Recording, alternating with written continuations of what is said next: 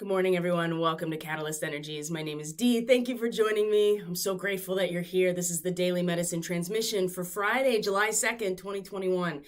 Usually we do more of an astrological report on Fridays looking at the week ahead, but it was really clear that I needed to really sink into intuitive message coming through and really focus more on that type of energy. And of course, we'll look at the astrology for the weekend, especially because it is the 4th of July weekend here in the United States. It is Independence Day coming up. And of course, that always means that the sun is in a conjunction with fixed star Sirius. So it's important that we do look at the astrology for the weekend, because if you think yesterday's opposition with Mars and Saturn was trying and difficult, just wait until you see what is coming down the pipeline. Mars is going to square Uranus, right? The sun is going to square Chiron in its conjunction to Sirius. Oh boy.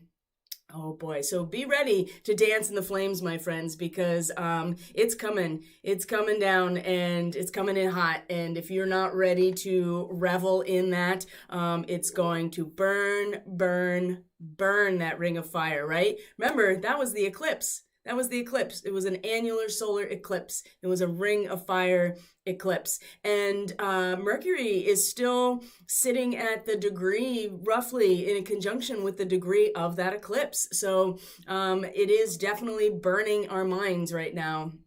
And things are coming in strong, they're coming in hot, and they are incredibly uncomfortable if we have not prepared ourselves for this time. So a couple of messages that have come through in regards to what's happening right now. First of all, welcome back to my subscribers, my regular viewing audience, this community that is building. Thank you for being here. I truly appreciate each and every one of you. If you're new here, welcome. Thank you for being here. And as always, when you like, you share, you subscribe, you comment on this content, whether you're on BitChute, whether you're on YouTube, it actually does support independent content creators like myself. See, I told you it's coming in hot. I can't even really, this is why it's important to allow the upgrades to happen, because it's coming in so much faster, so much bigger, so much more potent than it ever has. And so making sure that you have the capacity to let it move through you is really important. So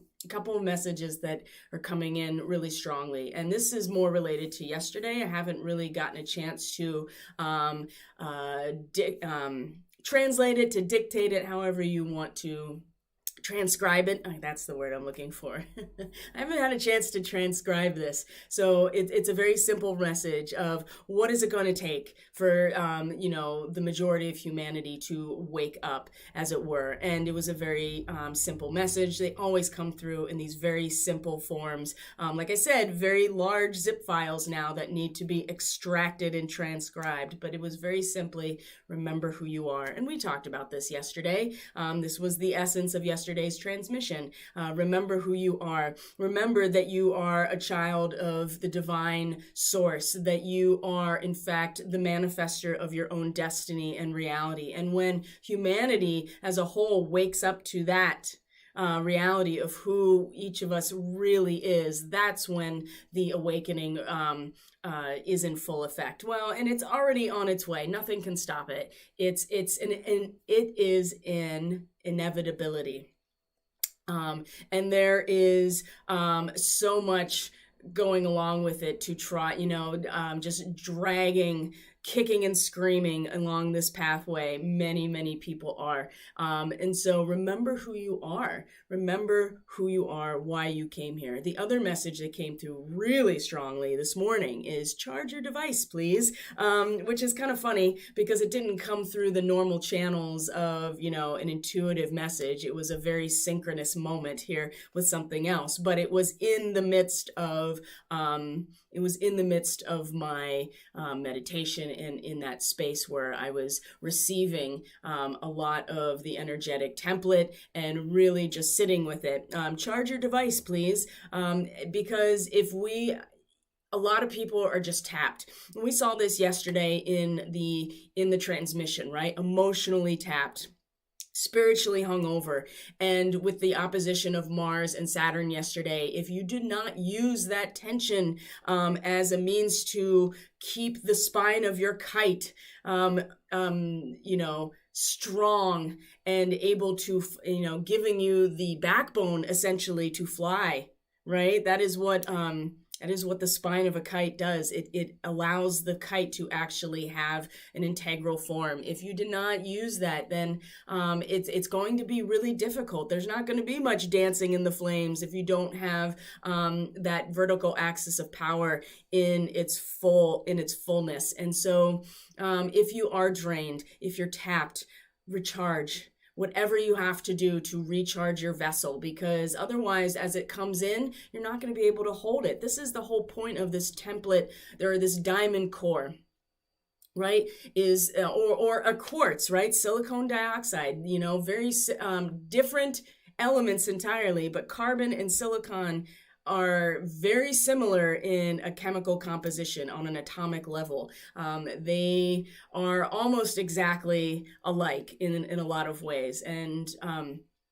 so it's important that we have the capacity to hold what is coming in. And if you need to recharge your crystal, do it, right? Whatever you need to do to recharge, because if you continue to let your energy just leak out all over the place because you are feeling that tension, right? If you're not using that tension to keep your spine in its full power, then you're not going to be able to hold what comes in. And how are you going to dance in the flames if you are just burning down with it and not able to hold the heat and the pressure and the energy that's coming in? So do what you need to do to recharge that crystal. Recharge, charge your device. And the best way to do that is literally just go outside, go into nature, put your feet on the ground, swim in the water, whatever it is you need to do to reconnect. And remember, that is where Uranus is really challenging us in our awakening process as a collective,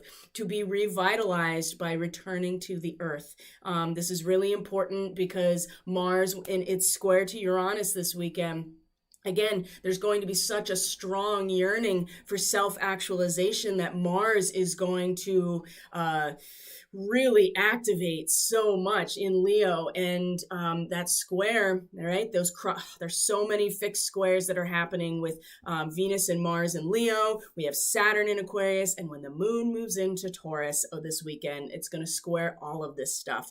And meet Uranus. So we're going to be challenged even more. And then, of course, like I said, the sun will be in conjunction with fixed star Sirius, activating the Sirian star seeds really strongly. Right now, the moon is still moving through Aries, Andromedan star seeds. This is where you spread your wings and allow yourself to fly. Remember, we talked yesterday, it's one thing to have those wings, but if there is not a solid spine there in which to attach the wings, there is no flying, is there? So again, using the tension of these oppositions is a strategy rather than letting the transits just throw you all over the place, right? Work the transits. Don't let them work you. This is the benefit and the real power of astrological knowledge and competency, right? Instead of just being a victim and being like, oh, these transits, this is impacting me this way. It's making me feel this way.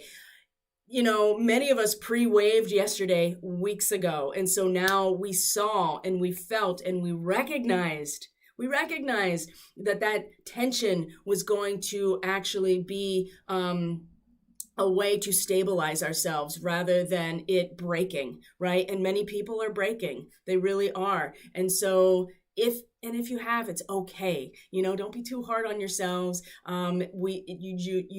You get back up and you realize where you need to make adjustments, where you need to make repairs, and you do it again, right? This is what life is all about, right? So we are here at Earth School to learn how to master this realm so then we can ascend collectively through it. So Andromedan starseeds getting huge activations this weekend. Sirius, of course, with the sun meeting Sirius over the weekend in conjunction with the birthday of the United States of America. So interesting that our independence from the royal bloodlines is sanctified with a ritual to Sirius. So some interesting questions and things to really mull over, I think, during this time.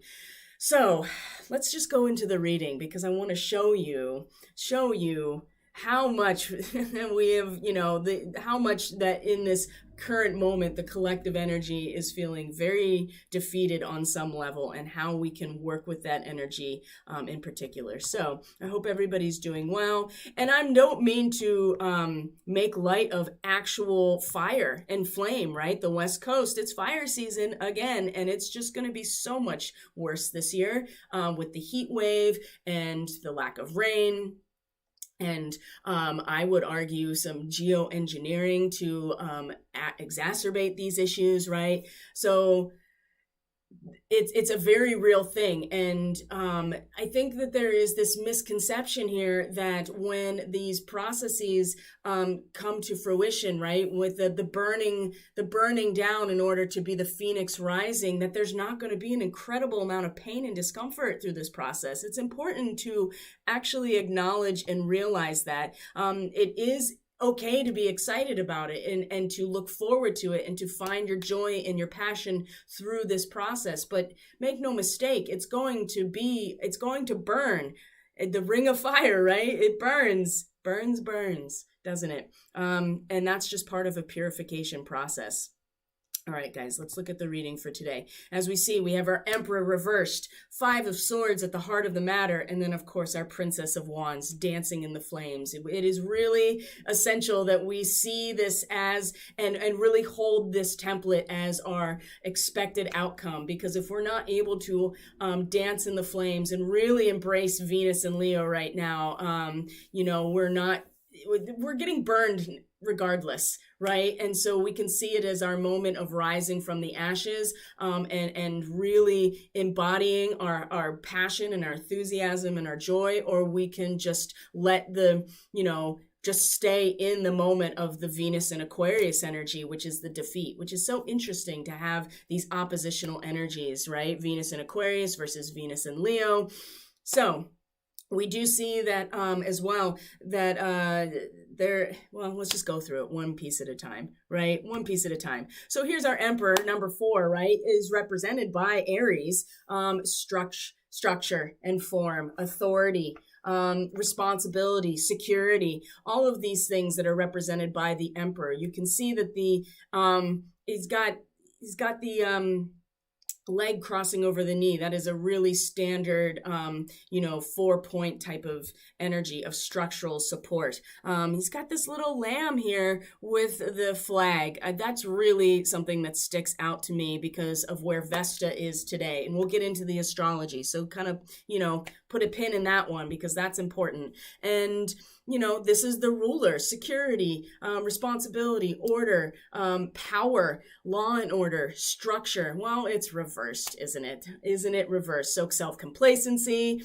is our causal factor. Lack of security is our causal factor, and feeling disempowered, right? In our own power, in our power to be ourselves, to actualize ourselves. This is the energy coming into the moment. So if you're feeling disempowered, if you're feeling complacent, right? If you're feeling a lack of security, well, here it is coming into the moment, leading us right into this moment of defeat, right? The 5 of Swords. Venus in Aquarius, right? Venus in Aquarius. You can see these swords are all coming to a point here, and they are bending rather than breaking. You can see right here, this one has a notch cut out of it as well. So there is some damage done. There is chaos surrounding all of this.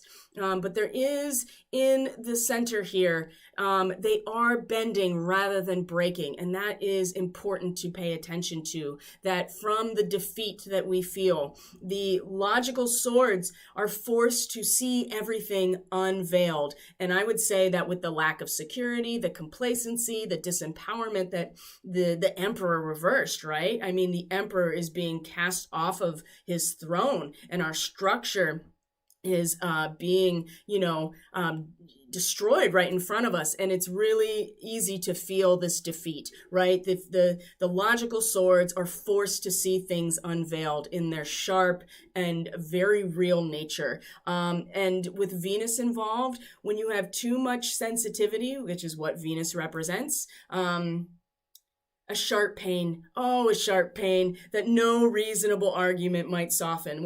This is something that I personally engaged with yesterday in conversation with another. There's no reasonable argument that is going to soften the sting of these unveiled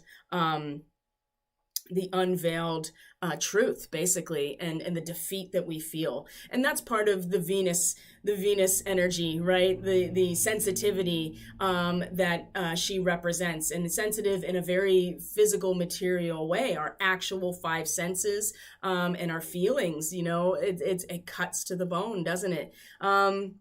There's an intellectual crisis here and a struggle against a fate. And fate is nothing more than a cause and effect relationship. So we are, the causal factor here is in fact the structure of the emperor being upended and having to really just see that for what it is.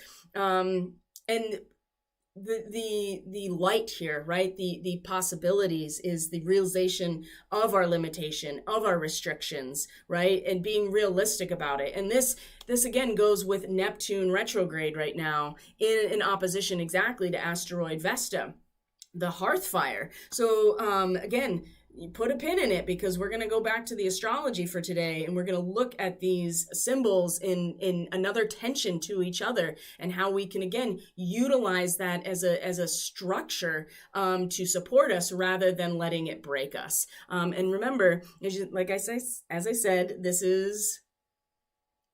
is they are bending, they are not breaking. That is something to pay attention to, that we do have an opportunity here to come out of this, despite how painful this realization is that we are sitting in right this moment. Now, when we talk about what's happening under the surface, not fully manifested, in the subconscious, running in the background, the journey, right? The emotional journey. It's time to move. It's time to go in a new direction emotionally. And it does require that we leave our safety behind. And we kind of had no choice, honestly, with the emperor being upended like this. It's almost forcing that safety and security out of the way. And this is what happens when we resist the call of Uranus, right? It just does it for us, doesn't it? So we know under the surface here, running in the background, that we're not quite aware of yet, is that it's time to go on this journey. It's time to go somewhere new. It's time to leave the safety of our harbor, get on that ship, and sail to our destiny. And this is very much in our spirit, in our feelings, in our emotions. We're talking about the roses over the water. So we may not be fully aware of this right this moment. Some people are, if you are allowing yourself to access your subconscious mind on a regular basis through your meditation and through other types of means to get into that space. But it hasn't fully realized itself yet. I mean, you have to see here that they are they're waiting. Right? You can see these individuals, they have all of their stuff packed. They're waiting for their tender boat to take them out to the ship, because the ship is so big, it can't come into the harbor. So we're standing on the dock here, waiting to go on this journey of our ascension, of our awakening, of stepping into our real power, our spiritual power, our soul's nature, as opposed to our ego being upended, right? Our ego, which is so connected to yesterday's third quarter moon squaring the sun, right? That third quarter moon was in conjunction with a degree in Aries that's literally the ruler of a nation. And it's about how our ego is that ruling, centralizing factor. And that has been upended. And that crisis in consciousness that the third quarter moon represented is now playing itself out as this emperor upended. And so if you're feeling this way, I mean, it's, again, it's not so much that these transits are making this happen, but you are allowing them to work you as opposed to working the transit, so to speak. So we know something under the surface here. We're on our way. We're on our way. We're waiting for the boat, right? We're waiting for our ship to come in, so to speak. But really what we're waiting for is the little boat to take us out to our ship to go on this journey. And this journey is spiritual. This journey is in our feelings, in our intuition. And we haven't quite started yet. And there is, as you can see, it's flanked by these two examples here of guidance that have to do with clearing stuff out of the way in order to even go on the journey and getting ourselves more aligned and balanced with where we are normally right now in this bifurcation of physical versus spiritual. We're still working on getting these aspects to align within us. So but where's our attention right now? I mean, we still don't know what's happening, right? And trust is the only way when you have up in the air like this. And let go of the urgency and give the situation over to divine source, right? This is trust, trust, trust, up in the air. Remember the kite, right?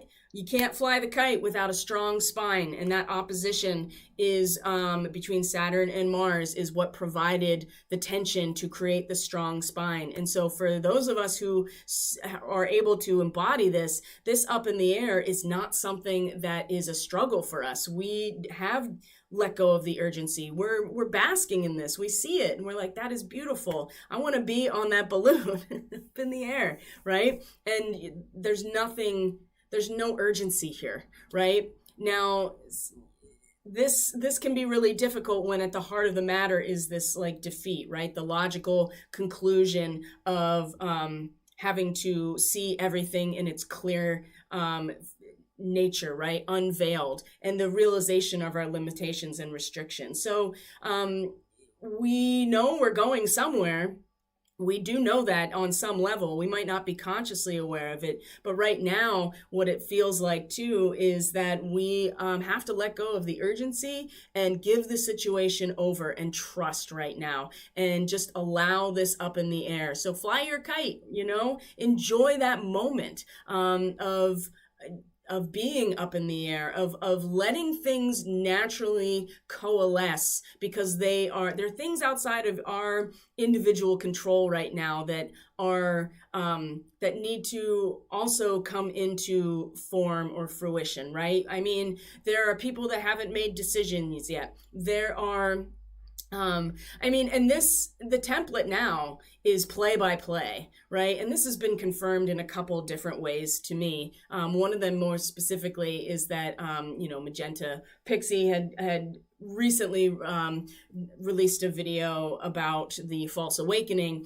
And that's one of the things you talked about. And I know I'm feeling it and many other people are feeling it. It's play by play now. For up until very recently, we were pre-waving a lot of these things because the template was so predictable, because everybody's energetic resonance was being molded and curated by things like news and social media, and just not being in tune with their own guidance. Now it is literally play by play, like a chess game. We're getting down to the wire here, but the game's not over, right? And so things are up in the air because other people have to make their moves, and the template is changing on a regular basis. And so we have to kind of let it go and not attach to this sense of urgency. And this is where our attention is right now, that things are up in the air.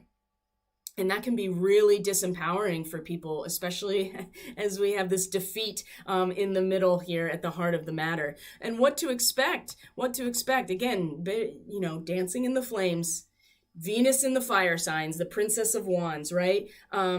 Dancing in the flames. We either are going to enjoy this process and allow it to bring our passion and enthusiasm forward for this process of purification and the flames, or we are going to, we're going to burn with it, right? Either way, we're burning with it. So we can either dance with it like the Princess of Wands. And I would say that, there's a really good chance that that is exactly what is happening for the majority, right? The collective energy here is this dancing in the flames, this Venus in the fire signs, and she is in a fire sign. She's in Leo right now. And so it's really easy to connect to this energy if we allow ourselves to do so. It doesn't mean that we're not going to feel the sting. It doesn't mean that we're not going to feel the tension and the challenge of our own ego structure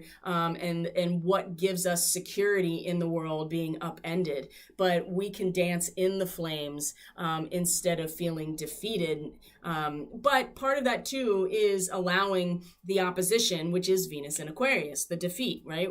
We feel Venus and Leo, but all of these signs, they are inseparable from their opposition, just like everything else. So we have to take into account Venus and Aquarius if we're going to take into account Venus and Leo. And so we need to have this sense of cold, hard defeat and the sensitivity to the sharp pain of realization and limitation if we want to allow ourselves to play in this field as well. And so dance in the flames, my friends. Be ready to dance in the flames, not revel in other people's misery, but dance in your own purification, if that makes sense. Now, there's some excellent guidance here to get us on track if we're struggling with this. So, number one, clearing the way when it comes to the Seven of Roses. We are going on a journey. It's not quite there yet because we have to get this shit out of the way, right? We have to use our stamina. We have to use our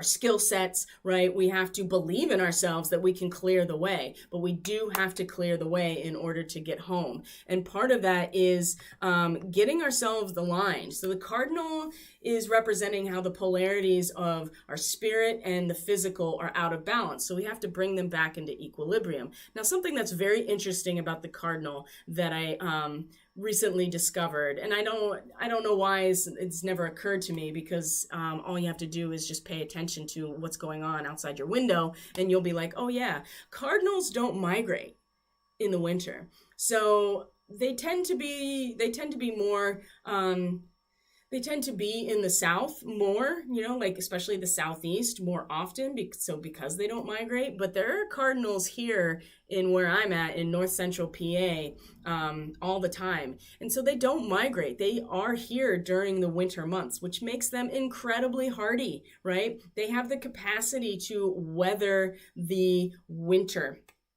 And this is something that's going to come up really strongly when over the weekend, as the moon comes into Taurus and comes into a square with Mars and Leo, okay? About weathering the storm, like really bearing down and being able to hold it together. So the cardinal is a very hardy bird. It's able to withstand the extreme changes in temperature, or at least it has, in order to live in these places that are not very forgiving during the winter. There are cardinals here all year round.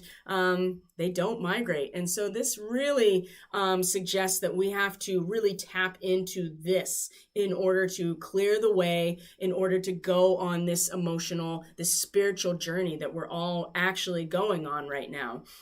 This has come through really strongly in terms of what it is we need to embrace, right? This ability to weather the uncomfortable climate, whatever it is. And sometimes that means just like putting our head down and grinding it out, and not in a negative way, but you see that the clearing the way is, in fact, you have to just get out of your carriage and you just have to start chopping away in order to clear the way to go on your journey. Okay. So it's important that we really embrace this type of energy. And also, again, your physical nature and your spiritual nature are not meant to be separate from each other. And they have been for so long. And we're coming back to a point now where these things are going to come together and unify. So this is a really powerful animal message and guide right now. And when it comes to up in the air, the elk, it's a stand tall and maintain your dignity, right? you have to actually lift yourself up in the face of trusting what's going on, right? Giving it over to divine source, giving it over to God, realizing that, not everything has coalesced yet, and we're flying this kite. Remember, again, stand tall. What does that mean? That means an erect spine. What is an erect spine? There's that opposition again of that kite, that literal kite in the astrological chart. So while things are up in the air, right, we don't know everything that is about to unfold.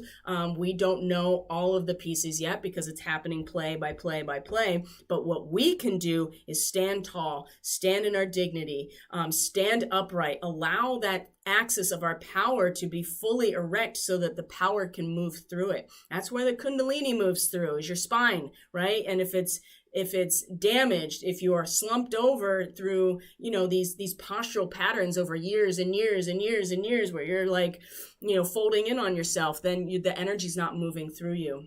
So be strong, stand tall, right? No matter what, and treat yourself with respect. You know what I mean? Then other people will treat you with respect. If you continue to feel like a victim, then that's how people are going to treat you as well. And in the face of not knowing exactly how things are going to unfold, it's really easy. There's Chiron again, of just getting frustrated and wanting things to to upend the status quo like immediately, when in fact we have to actually live on earth and let things unfold in a progressive way.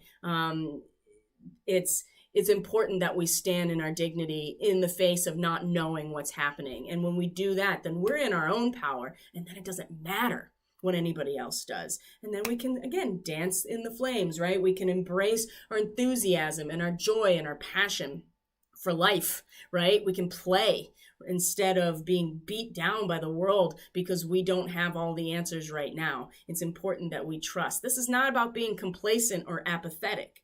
This is absolutely about standing in our power. And to add to that, here's the King of Forces. Now look at this.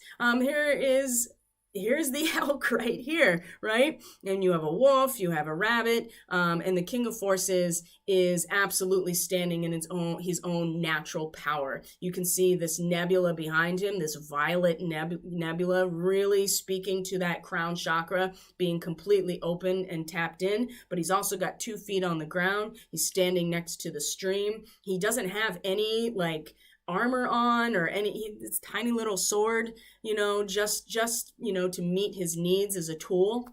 But he is completely connected to his power, and he is balanced, right? And it is beautiful. Recharge yourself by going out in nature so that you can stand tall and maintain your dignity, so you can stand upright in the face of not knowing what's going on. When we're able to do these things, we can accept that things are still up in the air, and we can still stand in our power as maybe our kite is getting blown all over the place. There is still a spine that keeps that kite in form and shape, just like the Andromedan starseeds, right? If you don't have an erect spine, if it's not strong, how are you gonna fly? Right? So these are things that are really important to keep in mind right now, because it's just going to get harder, right? The transits are no joke. I mean, yesterday was just the beginning, right?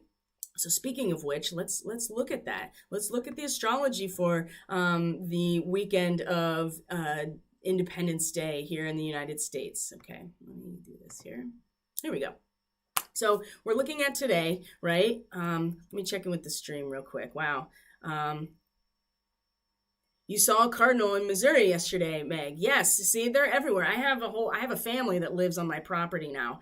And the cardinal is actually a totem animal for my family. So I actually, when we're done, I'll show you my tattoos if I haven't shown them to you already. So they tend to be more in your area, right? In kind of like the Southeast. I could see that in the Ozarks, but they have certainly made themselves known in the northern areas, and then they don't migrate. They just stick around here. So they're incredibly badass, and they're very territorial. I've noticed, like, male cardinals take no shit at all, which is kind of, I think is also really important to kind of keep in mind. So, and I'm loving the daily reading first, by the way, as well. I think that that is a much better flow. It's a better flow for me as well, because then we start out with the intuitive message and then we bring in the actual astrological transits to give us something to kind of anchor into. So I appreciate your feedback so much.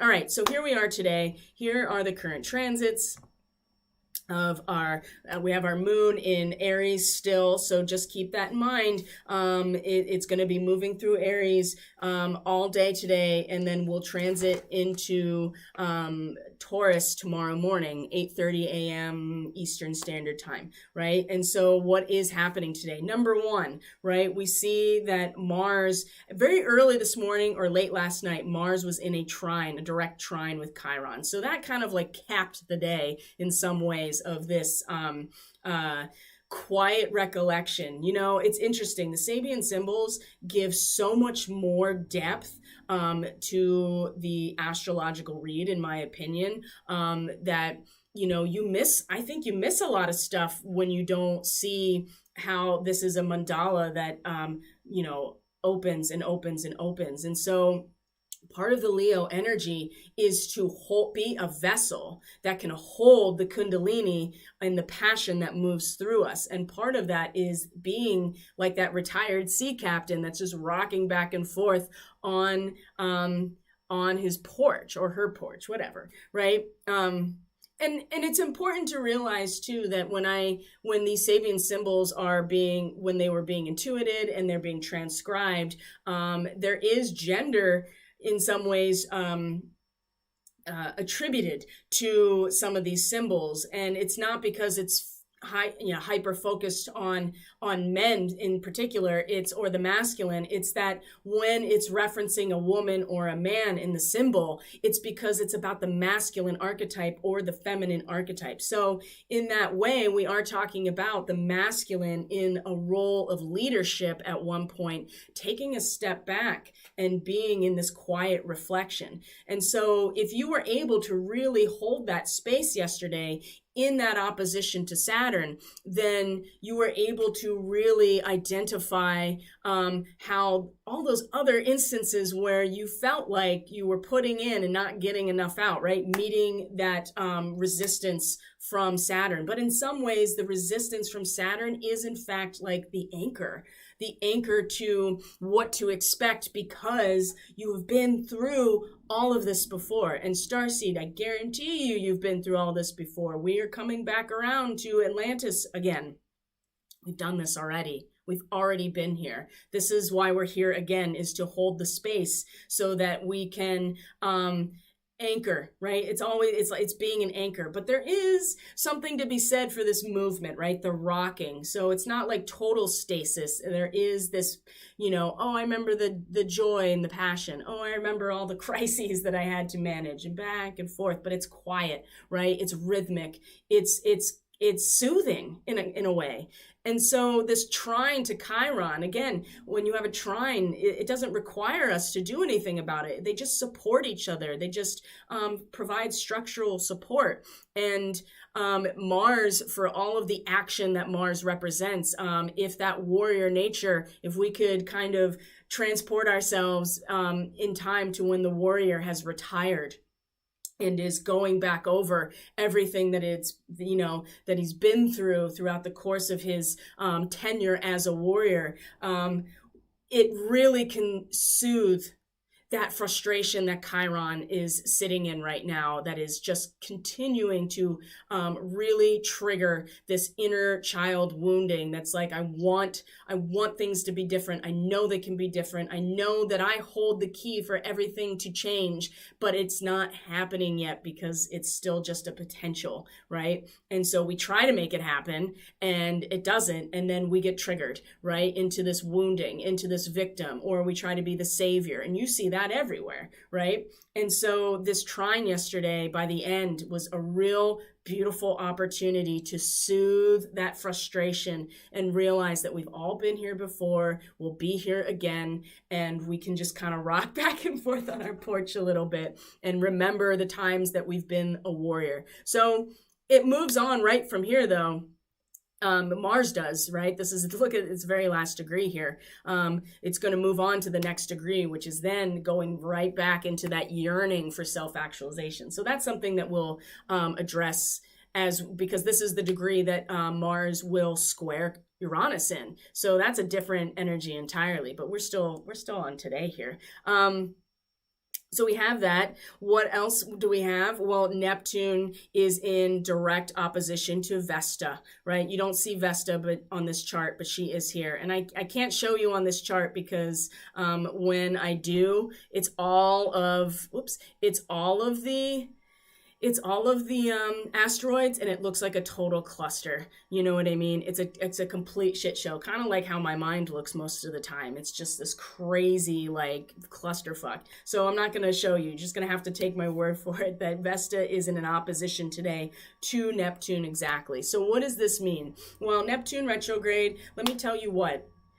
This is where your pants fall down and your bare ass is showing. That is just reality here, where you have to realize you have nothing covering you, right? And you just have to literally bare yourself to the world and to yourself. And this is a perfect opportunity to address your limitations, right? And be realistic about what you're here to do and your dharma. Now, in opposition to Vesta, right? The hearth flame. The flame at the center of the family, the flame at the center of us that keeps us going, that is our transmutation fire, that alchemical fire of our own personal reconstitution, right? That is what Vesta represents. She's hardly ever characterized as in a human form or a humanoid form. She's often characterized as the fire, right? So she's in opposition. Here's more tension, right? Here's more tension that if we find that balance point, then wow, there's so much potential energy in that tension. Well, where is Vesta in opposition to Neptune?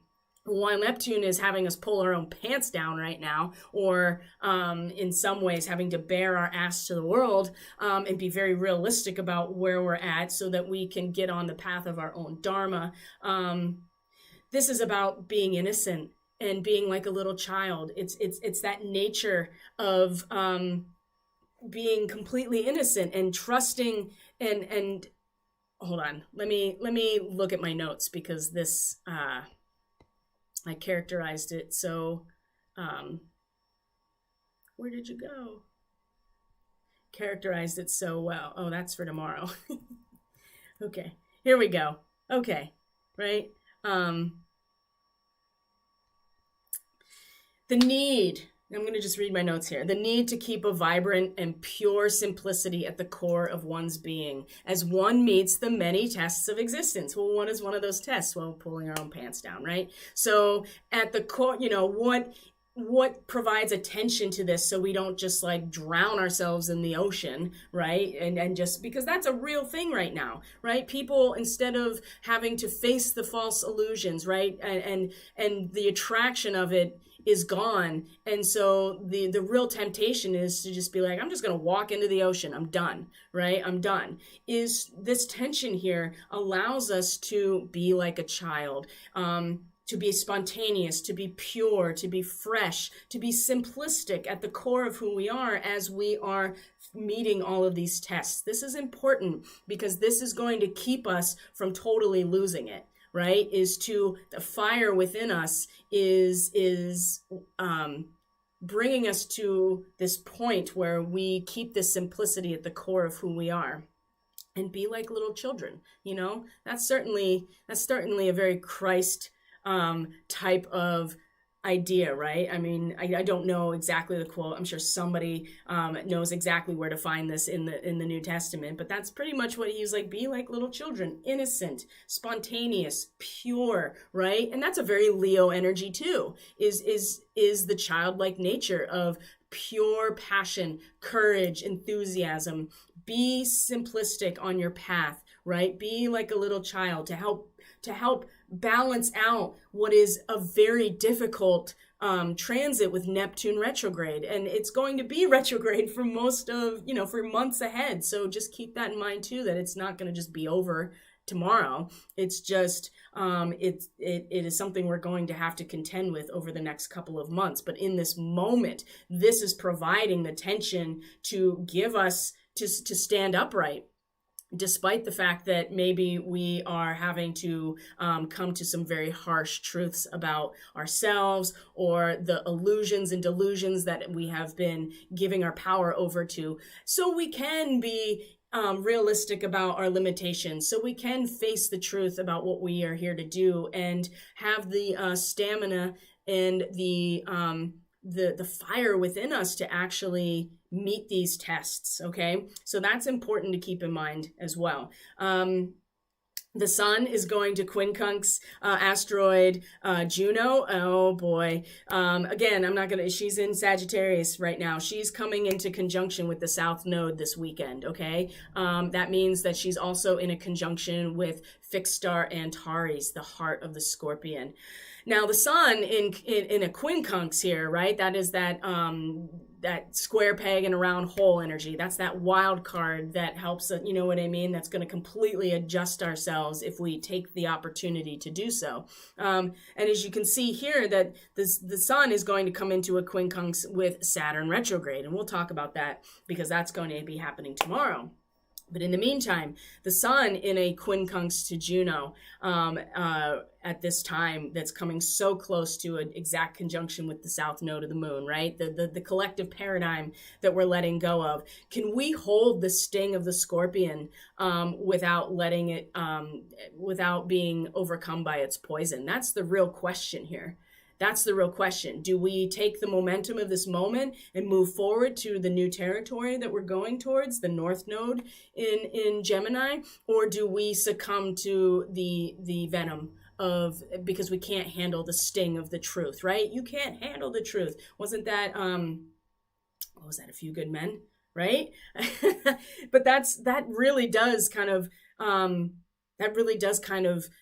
embrace here where Antares, what it really represents, that heart of the Scorpion. You know, the sting is very palpable and we feel it. And Juno is the goddess of our contractual obligations, our commitments, our loyalty, and betrayal as well. And what that really means. Are we going to be able to hold the sting of the truth of who has betrayed us, who has been loyal? What does that mean? Do we continue to give ourselves over to those who we find out have betrayed us, right? Or do we take that and use it as momentum to move forward? This quincunx with the sun, though, is going to give us an opportunity to adjust ourselves in the face of this very vile and very potent type of connection here. Because we do see the deeper meaning, right? And the revelation of latent worth in an experience. When we see it in its deeper meaning, right? Instead of getting caught in the sting of it, this is where I think the adjustment will come from, right? But it does require in some ways that we really do see how all of this had to be this way, all of it, so that we actually see the deeper meaning in the experience. But, and the revelation that comes from that. But we will have to adjust ourselves in this moment here, which is, I think, going to be incredible. There is a lot of opportunity for there's a lot of opportunity in this particular transit today to see the deeper meaning in these situations, and at the same time acknowledge really what our contractual obligations are. And betrayal is just a word that keeps coming up over and over and over, and what that means, and the sting of the truth of that, and what happens when we give our power over. I mean, trust. It's like, you make these, you make these agreements. You come to an agreement, a commitment in some way, right? And it's only after the sting of the truth in the heart of the Scorpion that we really can make a decision about how we are going to face that. And Juno retrograde right now has been really bringing us to this point, and it's reaching ahead because of its conjunction with the moon south node and Antares. It's really painful, right? Just like getting stung by a scorpion is really painful. But if we can see if we can see the deeper meaning of this and realize the deeper meaning and the latent worth in these types of experience, I think that adjustment in itself, that will cause us to adjust ourselves. Just coming into that realization will be enough to make the adjustment. I think that's how I see working the transit, as opposed to being worked over by the transit, which a lot of people are feeling right now, being worked over by these transits. And then the moon is going to, by the end of today, is going to meet Eris, right? So chaos ensues, and we are really going to feel the chaos of having to exist in this bifurcation, right? To existing in two places at once. This is where Eris is in Aries. And then from there is going to square Pluto retrograde, as you can see here, as we shift over into the 3rd Eastern Standard Time. So that means on the West Coast, it'll still be tonight, late in the evening. As we move across the pond, it will certainly be early morning hours. So, but before that happens, it has a quincunx to Vesta, right? Vesta that I just talked about, that's in this opposition to Neptune. So this quincunx here, that you don't see it on the chart, but it's right, it's coming from Aries to Virgo, right? Is, we want to be open to the influx of spiritual energies, right? We want our mind to be translucent to the point where it's the curtains of an open window are forming the shape of this cornucopia, right? The wind blows in, right? And blows our translucent mind that's open to this into something that is holding all of this abundance, right? And again, the quincunx here is going to force us into a moment of either adjusting ourselves or just banging our head against the wall, because Vesta, again, is still in this position of be like a little child, pure, spontaneous, right? Innocent, while at the same time, the way we're trying to adapt to the situation with the moon, right? Our personal experience of everything is being open to the influx of spiritual energies, which, in Aries, again, this is cardinal fire, right? There's movement here in a way that is creative. And this, again, we're going to have to adjust ourselves in some way, because this movement inwards, and especially when it meets Eris, right? The chaos of having to exist in two places at once, and what it means to have all of this energy come in, can really sway us, and really that's when the kettle boils over, right? Especially when the moon comes to square Pluto as well. And if we are not able to hold that innocence to a certain extent, the kettle is going to boil over, especially when it actually meets Pluto retrograde in a square. So let's just move right on to that, because that is coming right after that. And we have to be, and this is where the Andromedan starseeds really are going to start getting, an activation, a feeling, right? When the moon passes in front of the Andromeda galaxy, because this is going to be, because this is also the day that Mars is in a square to Uranus as well, and the Sun is in a quincunx, right, to Saturn. These are big transits that have really very impactful and very obvious. And so when the moon comes into the square with Pluto, we have to be very careful that we are not trying to juggle more than we can actually hold emotionally. And again, this is why it's important to allow the adjustment period with that quincunx to Vesta over here with the moon, to remember to hold that innocence as we're getting our pants pulled down and maybe getting a spanking. I mean, it's so ridiculous, but it is the imagery that makes the most sense. And if we allow in too much of this really fiery cardinal energy, we will boil over, and then we just lose everything, right? And Pluto, oh my gosh, I mean, that's the Kali energy right there. So we, it's going to be very difficult in this moment, right? And as we progress through the day of the 3rd, which is tomorrow, Saturday, like I said, we're going to have the moon move into Taurus. The moon's going to move into Taurus. It's going to, which is exalted in Taurus, right? The moon is exalted in Taurus. It's powerful in Taurus. It's familiar territory. We are going to really want to adapt to things by being comfortable, feeling secure, being really embedded in the medium of our growth, right? The actual material fixed earth. Which we want to be comfortable, right? When the moon comes into Taurus, and the moon wants to be comfortable. The waters of our emotions want to be held and contained by something, right?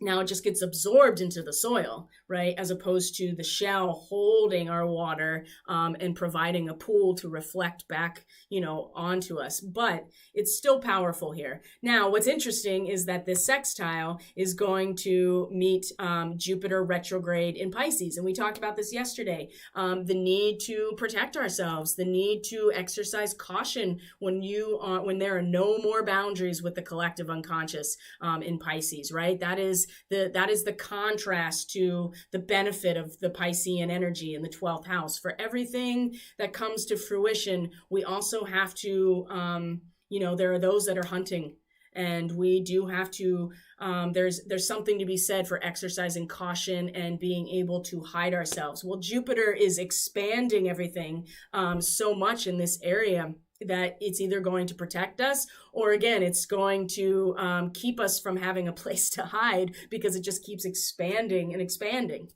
Now, the sextile is to 2 degrees Taurus. This is an electrical storm, right? This is the natural homeostasis of the currents, right? The electrical current in the atmosphere, right? That's what lightning is. And so when the electrical storm comes within us, right? And remember, what is a conductor of electricity if not water? The cosmic power that's able to transform all the implications of natural existence, this bolt of lightning, this electrical storm. We can apply this, right? We can invest this energy into where Jupiter is in retrograde, and allow it to fertilize us. You know what I mean? Allow it to transform us, right? Allow it to actually, we can hold the current of this electrical storm as it moves through us. And in which case we can it's like, if we do that, then we do protect ourselves in some ways, because then you can't harness a bolt of light. Well, Jupiter can harness a bolt of, wow, that just came through right then. Jupiter can harness a bolt of lightning all day, right? And so if we allow ourselves to be the vessel and for the conductor of that electricity, Jupiter is on our side and is able to really, protect those who need to be protected and hunt those who need to be struck down. And this is not something that we make a decision for, right? This is about nature in her natural drive for homeostasis, and Jupiter being the advocate of our collective value system. So that was pretty powerful. I hadn't really thought about that until just now. So as we move through, this is tomorrow, right? So allow yourself to be the conductor of that electricity, harnessing the power and holding it for that which is able to then use it as some sort of tool or, ability to balance the energy, right? To find homeostasis in a natural way. So that's coming. But if we don't, we can also get that electrical burn if we're not careful.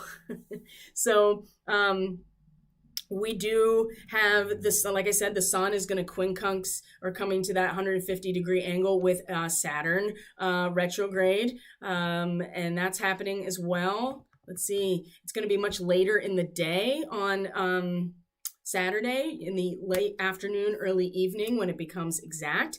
And this is when the sun is starting to come into conjunction with Sirius, okay? And so again, we are using the power of our will to shape our character in Cancer. That is the degree of 13 degrees Cancer, that the power of the will in shaping character, right? We're stabilized, we're rooted, we know exactly where we belong, and we are completely embedded here now, right? We're stabilized in this place. And so then we use the will to shape our character in this situation. The quincunx, again, is that Saturn retrograde is... in Aquarius is really, do we know, can we accurately anticipate and predict what's coming? Is our instrumentation actually calibrated correctly? And so even if we want to shape our character, right? Even if we want to exercise our will, even if we want to, try to ritualize this moment to get what we want, a lot of secret societies, most of them, in fact, the mystery schools really do their ritual in conjunction with Sirius in some way, shape, or form. So for as much as the power of our will shapes the character, this quincunx, right, we will be forced to adjust ourselves with Saturn, right? So just keep that in mind, that this is, again, going to be a major adjustment moment here, but an incredible amount of opportunity at the same time. Because as much as we want to express ourselves and allow this energy to move through us in our expression of our willpower to shape our character, Saturn is just making it, providing those boundaries and a very clear limitation in some ways to what is coming. Like nothing can stop it, right? Nothing can stop it. It doesn't matter how much we try to, we can only shape our own character, right? We can't shape the character of everybody else. And I think that that's an important thing to keep in mind. And then from there, Mars is going to square Uranus. And that fits right into this, because we also are going to find this really strong yearning to actualize ourselves. So strong. And Mars is like, I can do whatever I want. I can make things happen. I'm a warrior, and I am going to actualize myself in the fullest way that I can. And the square to Uranus is like, okay, but let me tell you what, you still have to face me. And as Mars is going along and Mars's trajectory here, I'm going to actualize myself, and I'm in total control of myself, and I'm a sovereign being, and it's going to hit Uranus, right? And Uranus is like, I'm going to turn everything on its head. Now, where is your revitalization coming from? Is it coming from your own energy, or are you going to tap into the natural? Are you going to tap into the grid? Are you going to tap into nature? Are you going to allow yourself to be revitalized by returning to nature? That we're going to have to contend with this, and we will be forced to change when this square happens. It is not going to be easy. There's nothing easy about this weekend. Even if it seems like there are some major victories that transpire over the weekend, it's not going to come without a burn, and maybe an electrical burn. Right? With Mars or the moon in Taurus in a sextile to Jupiter, who harnesses the electricity, the thunderbolt, in order to, vanquish his enemies, right? Those are the symbols here. So I'm not going to sugarcoat any of this, right? That's just not that's just not the way that I do things. And I'm certainly not going to water it down either. You can either work these transits, or you can let them work you. And that is your choice, isn't it? That is your choice. I just came over to the chat, and I was just like, oh, the cardinal's the state bird of Virginia. Oh, that's so cool. My mom, when I was very, very young, even before I was probably born, my mom had this shirt. I still remember it. It's that, Virginia is for lovers shirt. Man, And the cardinal is like a totem for the matriarchal side, the maternal side of my family. So that's a really cool connection too. I really like that. Thank you for sharing that.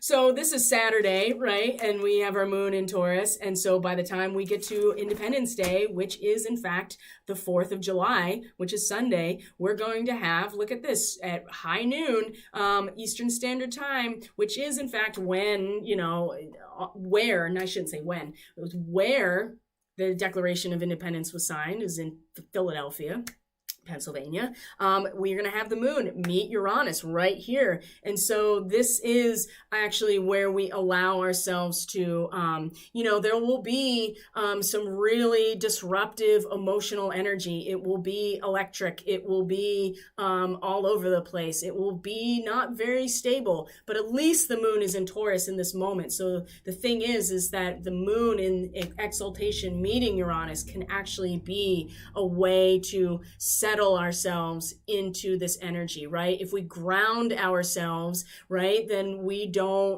let the power move through us. We are not burned by it, okay? Now, before this happens, let's go back a couple bits here, is that the moon is going to square Venus. So here's where all these fixed squares come back into the picture, because the Taurus moon is going to square Venus in Leo, it's going to square Mars in Leo, and the sun is going to square Chiron, okay? So it just, the hits just keep on coming, especially because the sun is in conjunction with Sirius, and it's going to square Chiron, right? And so again, this is where the shaping of our character, the power of our will, right? The ability to really use our will to shape our character is going to meet this frustration. And we're really going to oh man, this is so intense. So intense on the 4th of July. And we also have the moon that's going to square at the same time here, is going to square Saturn as well in Aquarius. So let's take a look at these real quick, right? So the moon is going to square Venus, right? The moon in 9 degrees Taurus, our ability to create happiness in the dark hours, right? A fully decorated Christmas tree. The idea that outside it's cold, it's dark because it's Christmas, right? It's the winter. But we have brought the tree in and we decorate it, and there's all this really happy energy, and our ability to create that, right? Our ability to tap into the natural rhythm and the cycles and know that Christmas time and the winter solstice time is in fact when we recognize the sun is coming back. And so we embrace these traditions, we embrace these practices to actually create inner happiness when outside of us it's dark. Now the moon is going to be squaring Venus at this point, and Venus is going to be like, I'm a glass blower, bitches. I'm going to take my energy and I'm going to shape my reality. I am going to use my own creative intensity to shape everything about me. And so again, square, right? Cross purposes. Venus is the goddess of love and harmony and beauty, and she pulls towards her what actually makes her feel good. She attracts to her what appeases her senses, and it's going to be attracting to her all of our creative intensity and ability to shape ourselves, whereas the moon is how we adapt, and the moon is soon going to meet Uranus. So just keep in mind that as much as Venus is like, yeah, I'm able to do, I just pull everything towards me in order to shape who I am. I'm a glass blower. If you've ever seen actual glass blowers like in Venice, it's remarkable, and it is literally using their breath, right? So but Venus attracts, she doesn't act, right? So that's something to keep in mind too, that she's pulling towards her what it is, pulling the breath in some ways in order to be this glass blower, whereas the moon is just like, we have to really just like get into our ability to connect to the natural rhythm and know what's coming, right? And to be able to create happiness based on the fact that we know the sun is coming back. So right there, we know that it's going to start out with this cross purposes square, and then the moon squares Saturn and is in a sextile to sun right after this, right? And there is some baggage that goes along with this, and we're going to have to deal with it. We're definitely going to have to deal with it. Number one, because again, we want to shape our character through our own willpower with the sun in Cancer, right? In conjunction with Sirius. Sirius is Isis, the divine mother, the containment system of creation, right? It is the darkness, it is the space, it is the permanent truth that we create ourselves within. Now we can, and it's in a sextile to the sun, right? There's that investment opportunity again. We can invest, there is a lot of baggage that we're holding at this point, because that's part of being in physical reality, is our attachment to our desire. And when we have that, then we got baggage to carry, right? The square, again, to Saturn in Aquarius, though, is still, we can't stop what's coming, right? And so it's best to use this energy in this sextile here with the moon and the sun in this investment opportunity within us, within the polarity within us, how we feel and how we express ourselves. We can put this together and actually, we can shape our character in this moment, but it's going to come from realizing that we have to hold the baggage that we have acquired for ourselves. And the square to Saturn is just like, yeah, nothing can stop what's coming. And if you're holding baggage, well, you're just going to have, you know what I mean? Like, are you going to let it go? Are you going to keep it? What are you going to do with it? And I think what we're going to do with it has to do with this sextile to the Syrian sun, okay? And shaping our own character. And that means we have to be very real with ourselves about the baggage that we're holding, and letting this square, this fixed square with Saturn and Aquarius, letting it change us, right? Like, just leaning into the discomfort of it and letting it change us. And then we can invest that energy into our actual, like, permanent truth of who we are, okay? Now, let's see what else we have. And then the sun squaring Chiron, we just talked about that. The moon meets Uranus, we talked about that. And then the moon square to Mars. And this is really going to sum up the weekend, or at least end the weekend after the moon meets Uranus. Because while Mars is on like a parade float right now, look at me. Look how great I am, and really dramatizing itself. The moon is going to be like, we have to put our heads down and brave this storm. And this is going to be quite the transit. And I'm curious to see how this is going to work itself out by the end of the 4th of July. Because again, we should definitely take advantage of that conjunction with Uranus. It might be really crazy feelings, right? A lot of, just there's no stability with Uranus, right? And so when the moon meets it, we could really also have no stability in our feelings. But again, this is going to, in some ways, activate our ability to really tap into the earth as a grounding force. So when this square to Mars, that's just like, again, like I'm on this parade float, like, look at me, it's like a ticker tape parade. It's just like, look what I've done, right? And then it's going to crash right into the storm, right? It's just going to turn that corner and there's the storm. And we're like, oh shit, right? So you better get ready to, cover your head with the hat and put your head down and brave the storm, because this ticker tape parade's not going to last forever. It's going to be a shitstorm in this moment, and I think that many of us are feeling how this is coming. Now, when we get to Monday, and we'll talk so much more about it when we get to Monday. The sun is going to sextile Uranus. So there we do find ourselves, the sun in conjunction to Sirius, where we can invest that energy into Uranus. So that will be a moment where the Sirian starseeds really get to shine, literally, because that's where the sun is, and invest themselves into this awakening process, and letting, and where Uranus is too, allowing our ability to be revitalized by the earth herself, right? Investing that into our ability to shine as in our permanence, in our permanent truth, the real truth of who we are, not what is superimposed or placed upon us. All right, my friends. crazy energy, right? But I appreciate you sticking with it, and we're going to just leave it at that. I hope everybody's doing well, taking very good care of yourselves. Remember, dance in the flames, my friends. Dancing in the flames. I'm trying to get back to, there's too many screens open here. All right.